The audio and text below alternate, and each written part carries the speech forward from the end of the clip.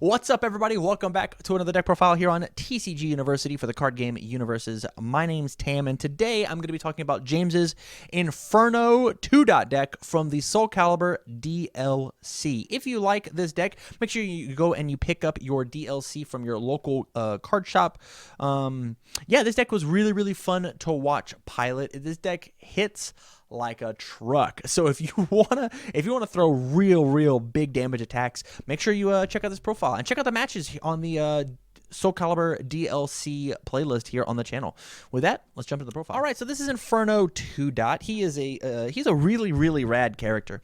If you've never seen one of my UniVersus profiles here on the channel, basically the way that it works is we want to take and, as opposed to just reading the card off verbatim, I want to give you the elevator pitch of how the deck works. I want to give you the basic concept and some cool combos, and then you figure out the deck and the choices that you want to make instead. So let's talk about Inferno 2-dot. What does Inferno want to do? Well, Inferno is a 5-hand size character with 35 life, so he's already a really thick, healthy boy. And what he says is every single one of your attacks essentially gets +5 damage. You discard the top 3 cards of your deck, which is not a very real cost. Remove 1 card from your discard pile. It's 9 times out of 10 it's going to be a foundation.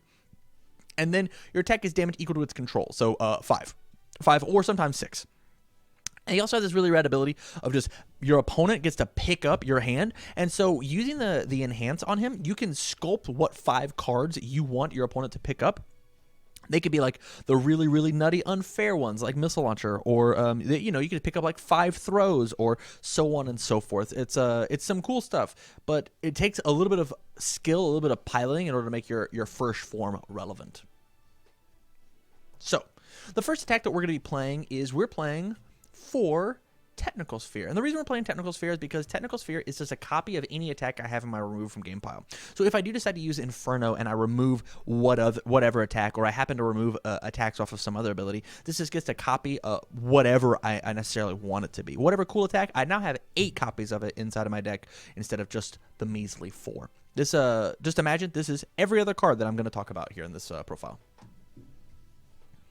The next card that we're playing is for Gorefest. This is his card out of the DLC. Man, look how sick this card looks. It looks so good. And this is just a big, huge, monstrous card. It is a 6 high for 6 that gets speed and gets damage for every card removed. Inferno's removing stuff on every attack, not just mine, but on your attack.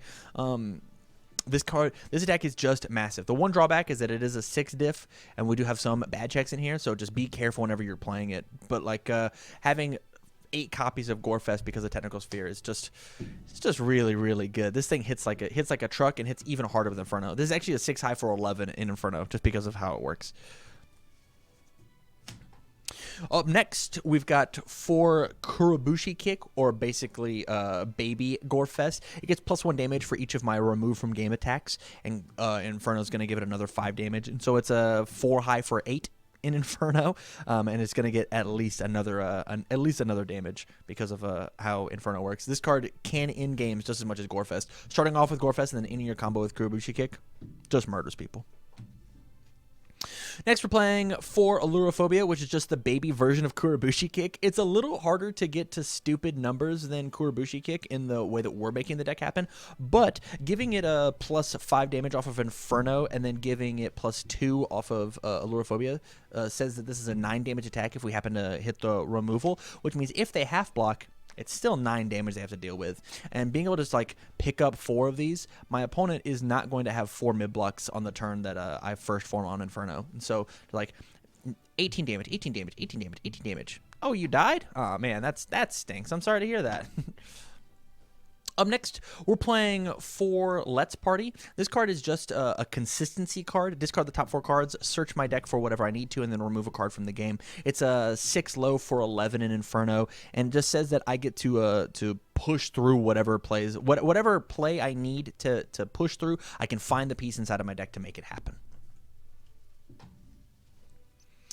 My next big cards are just Missile Launcher. This card just kills people, and there's no reason not to give it +4 damage, or +4 speed, +5 damage off of Inferno. And so it is a 7 low for 11. I don't know. Having 2 of these in your discard pile and forcing your opponent to pick them up might just be the thing that just wins you the game. Stun 2, 7 low for 11. That kills every 7-hander in the game except for Spike.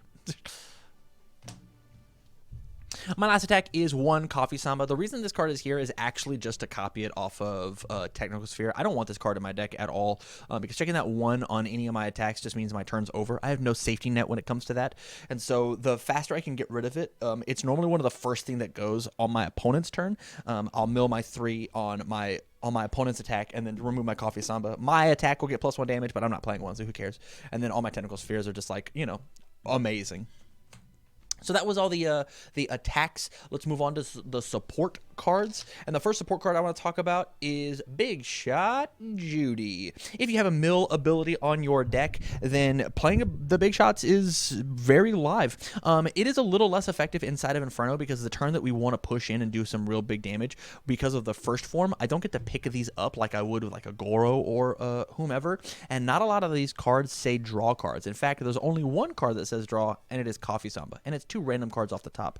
And so the consistency for these is not there. But I will say that having just a bunch of 6s and a bunch of 1 blocks inside of your deck is really relevant, because it now turns and gives Inferno that extra bit of damage, and giving +6 on your stuff is way better than giving +5, because that 1 point might be the thing that matters. So I've got Big Shot Judy for speed, and I've got Big Shot Punch, as well as for all my new kids out there, this says +3 or -3, so does Judy. And so being able to defend yourself with the big shots is just as relevant as being able to kill somebody with big shots. It's actually way more defensive in this deck than it is offensive, just because of how the first form works. Up next, we've got all of the foundations, and the way that I want to talk about the foundations first is I want to talk about the removal/mill cards, and then the rest of the deck. So the first card that I want to play first is Hellfire of Despair. This card is actually stunning. I love the purple on this card. It's so beautiful.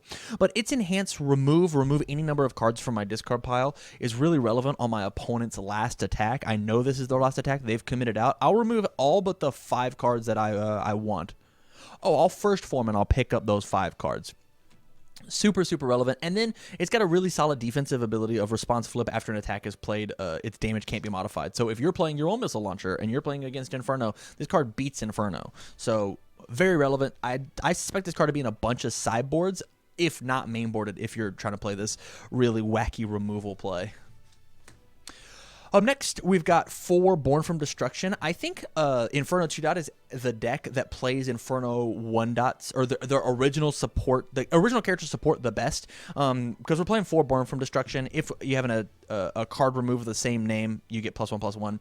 And so it's possible, if I've got a couple multiples in my hand, I'll just start removing the cards, or I don't know, use Hellfire of Despair in order to remove 1 copy of all my attacks. Now everything gets +1/+1 for each copy of this in my remove from game pile, or in my staging area, excuse me. And I just make these 5, 6 damage attacks, get a little bit of speed, and speed is what kills people, not damage. Give speed, not damage. That should be on a shirt somewhere. Give speed, not damage. Up next, we've got Soul of the Sword. It's just discard 3, 1 more damage. It just gives you more targets for Inferno. If you got really unlucky on like your first attack, if you're attacking on turn, I don't even know what I'm saying. This just is a little more consistency. And if this attack is blocked and there's a copy of it removed from the game, there probably will be. We're playing Inferno. You get to draw an additional card. Turn that 5 hand size into a 6. Up next, we're playing 4 Unhealthy Diet because, like I said, speed kills people, not damage. Mill 2, get 1 speed. Very, very good use of mill 2, top 2 cards of your deck. Barely a cost. We're playing 4 Worthy Vessel. Pay 1 Vitality of my 35. My attack gets +2, or this deck is +2 or -2 damage. So pay 1 for -1.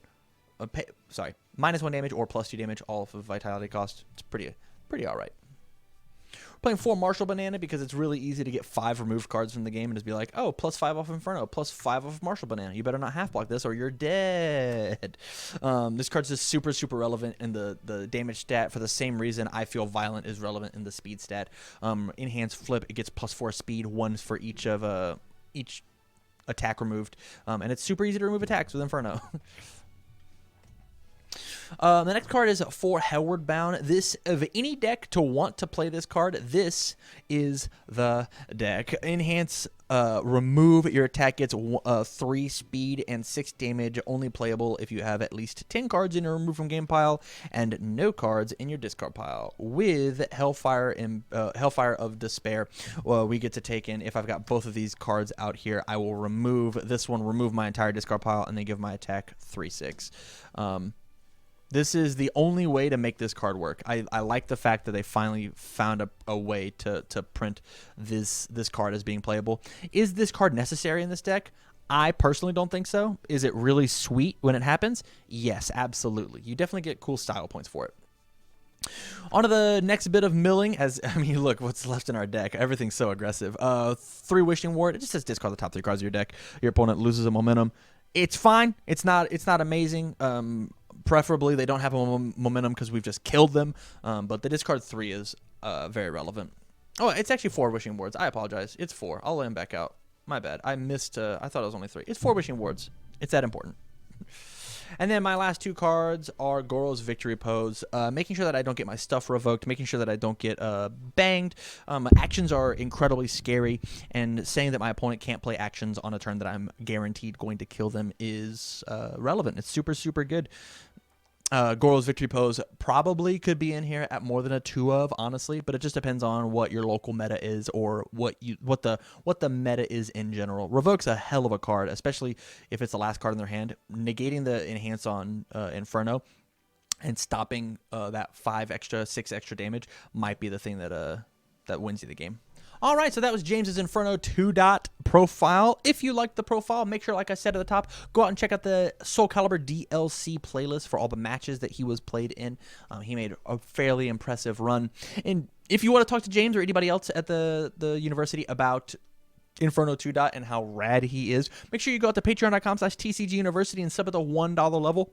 Get access to the Discord, and we hang out in there all day long. So, from all of us here at TCG University, thank you very much for watching, and stay learned.